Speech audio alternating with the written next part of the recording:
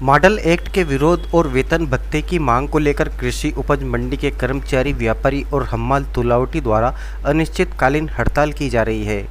हड़ताल के 8वें दिन संयुक्त मोर्चे के तत्वाधान में महात्मा गांधी की जयंती पर भूख हड़ताल की गई, जिसके बाद सत्यनारायण भगवान की कथा कर सरकार को सद्बुद्धि देने की प्रार्थना की गई। कर्मचारी संघ के प्रदेश सचिव योगेश राठौर ने बताया, कृषि बिल मॉडल एक्ट के आने से मंडियों के बाहर पूरी तरह से मंडी कंपनियों और व्यापारियों द्वारा खरीदी की जा रही है। सरकार द्वारा बाहर खरीदी को कर मुक्त कर देने से मंडियों की आय कम हो गई है। इससे कर्मचारियों को वेतन ही नहीं मिल रहा।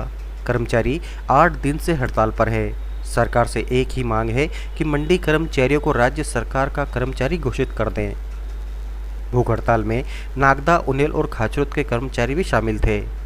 वहीं व्यापारी द्वारा भी टैक्स कम करने के लिए हड़ताल की जा रही है। संयुक्त मोर्चा के बैनर तले आज मध्य प्रदेश की सभी मंडी कर्मचारी कार्मिक भूख हड़ताल पर बैठे हुए हैं।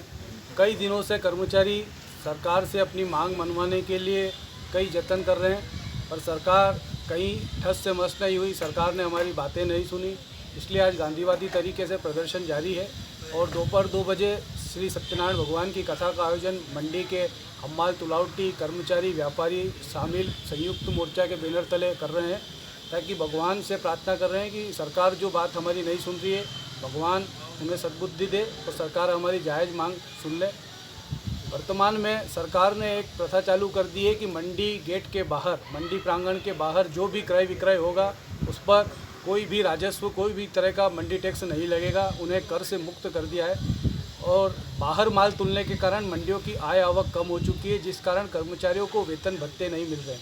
इसलिए हमारी एक मांग है कि मध्य प्रदेश की मंडियों के कर्मचारियों को राज्य सरकार का कर्मचारी घोषित कर दे और उनके वेतन भत्ते की व्यवस्था कर दे। सरकार एक मांग ही मानने को तैयार नहीं है, इसलिए हम लोग आज गांधीवादी तरीके से पुनः अपनी मांग सरकार के समक्ष रख रहे हैं। वहीं व्यापारियों की हड़ताल जारी है। व्यापारियों का कहना है कि बाहर 1 रुपये 70 पैसे मंडी टैक्स, मंडी प्रांगण के अंदर 1 रुपये 70 पैसे मंडी टैक्स और मंडी प्रांगण के बाहर टैक्स माफ। या तो इन्हें समान एक रूपता ला दे, बाहर भी वही और अंदर भी वही, या मंडी प्रांगण के अंदर 50 पैसे मंडी टैक्स कर दे। ये व्यापारियों की मांग है। सभी लोग अपनी मांग पर अड़े हुए हैं और सरकार मांग मानने को तैयार नहीं है। आज 9 दिन हो गए हैं, हड़ताल निरंतर जारी है और आगे भी मांग नहीं माने जाने तक निरंतर जारी रहेगी। जिंदाबाद जिंदाबाद। नया मंडी एक्ट के जो समर्थन में केंद्रीय सरकार एक्ट लाई है, इसने व्यापारी, कर्मचारी, हम्माल तुलावटी, हम सभी वर्गों को परेशान कर दिया है।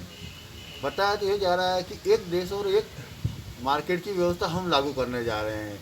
किसानों को पहले भी मंडी में कहीं भी बेचने की सुविधा थी पूरे देश में, और आज भी व्यवस्था वही है कि कहीं भी आदमी बेच सकता है। किसान में प्रतिबंध कहीं नहीं था।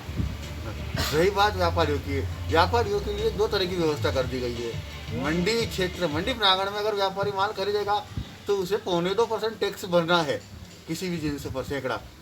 और वही व्यापारी अगर बाहर माल खरीदेगा तो उसे व्यापार में कोई टैक्स नहीं भरना है। इस तरह मंडी का व्यापारी बाहर के व्यापारी से कभी प्रतिस्पर्धा नहीं कर पाएगा। और रही बात किसान को उचित मूल्य की, तो किसान को उचित मूल्य हमेशा मंडी की बोली लगाने पर प्रतिस्पर्धा मूल्य तभी मिलता है जब मंडी में 4, 5, 6, 8, 10 व्यापारी बोली लगाए। और वो व्यवस्था मंडी प्रांगण में नीलाम की व्यवस्था चालू रहनी चाहिए। किसान अपना माल नीलाम में बेचना पसंद करता है और वो व्यवस्था कम से कम चालू रहे। और हम चाहते हैं कि कम से कम एक देश और जब एक व्यापार और एक बाजार की बात की जा रही है, तो मंडी टैक्स अलग से क्यों लिया जा रहा है? बाहर के व्यापारी को मंडी टैक्स नहीं लग रहा, तो वर्तमान में वही व्यवस्था मंडी में लागू की जानी चाहिए। मंडी के व्यापारी को भी टैक्स नहीं भरना पड़े, ऐसी व्यवस्था लागू करे। ये हमारी समस्या एक और है, कागजी कार्रवाई इस कदर उलझा रखी है व्यापार में कि चाहकर भी व्यापारी खुल कर व्यापार नहीं कर पाते हैं। इन्हें अनुज्ञा पत्र की अलग समस्या चल रही है, 15 दिन में पाक्षिक पत्र अलग भरना पड़ता है और निराश्रित शुल्क की व्यवस्था अलग लागू कर रही है सरकार ने।